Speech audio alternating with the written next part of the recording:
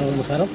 ഞാൻ ഉണ്ടാക്കാൻ പോകുന്നത് ചിരട്ട കൊണ്ടുള്ള ഒരു മോഡേൺ തവിയാണ്. അതിന് വേണ്ട ചിരട്ട, പിന്നെ കണക്കി വേണ്ട കഴുകിൻ്റെ പീസ് ഇതെല്ലാം റെഡി ആയിട്ടുണ്ട്. അപ്പോൾ എല്ലാവരും വീഡിയോ കാണുക, ലൈക്ക് ചെയ്യുക, ഷെയർ ചെയ്യുക, സബ്സ്ക്രൈബ് ചെയ്യുക.